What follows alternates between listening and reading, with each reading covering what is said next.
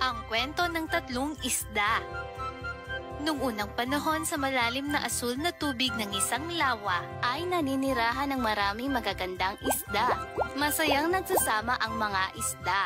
Naglalaro sila ng volleyball kasama si Ginoong Crab at naglalaro ng taguan sa lahat ng uri ng kabibe at mga bahura ng korales. Kabilang sa maraming uri ng isda ay ang tatlong maliliit na isda, sina Merlin, Gabi at Finn. Sila ay madalas na nagsasaya kapag sila ay magkakasamang tumatalon palabas sa lawa at paglalaro sa loob ng tubig. Isang araw, ang tatlong maliliit na isda ay nakita ng mga mangingisda na napadaan at tumingin sa lawa.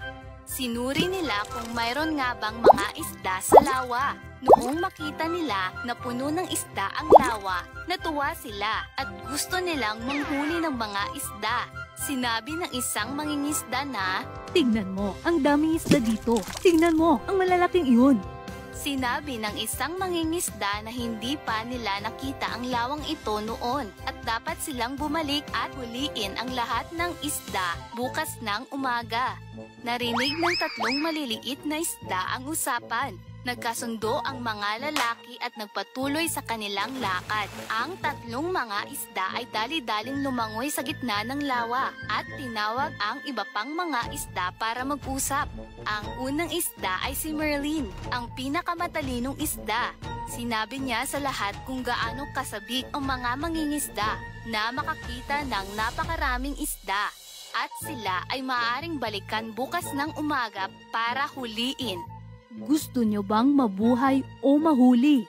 Ang ibang isda ay sumigaw ng, "Gusto naming mabuhay!"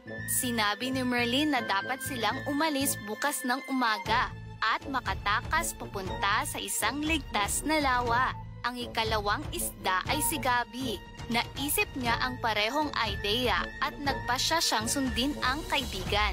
Ngunit ang ikatlong isda na si Finn ay hindi sumang-ayon sa kanila. Tumawa siya at sinabi na ang mga isda ay umaasal na parang mga duwag. Sabi niya, "Ang lawa ng ating tahanan, bakit kailangan nating umalis?" Sinabi ni Finn sa lahat na huwag matakot at ang mga mangingisda ay maaaring hindi makabalik. Ang mga isda ay nagsimulang mahati. Ang ilan ay sumang-ayon at sumunod kay Merlin at Gabi, habang ang natira ay sumunod kay Finn papunta sa ibang direksyon.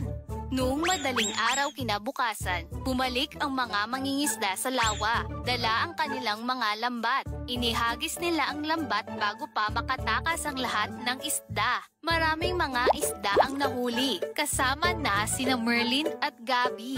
Nakita ito ni Finn at dali-dali siyang pumunta sa natitirang mga isda. May plano si Finn at sinabi niya sa lahat na huwag mag-alala. Ililigtas niya ang lahat ng mga isda na nasa lawa mula sa lambat ng mga mangingisda.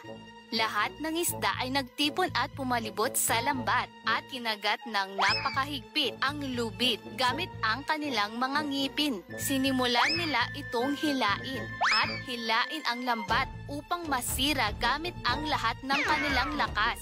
Hanggang ang lambat ay naputol at bumagsak patalikod ang mga mangingisda. Ang lahat ng isda ay bumalik sa lawa at sa wakas sila ay malaya. Masaya silang lumangoy palabas ng mga lambat at sa wakas sina Merlin, Gabi at Finn ay muling nagkasama at sila'y ligtas.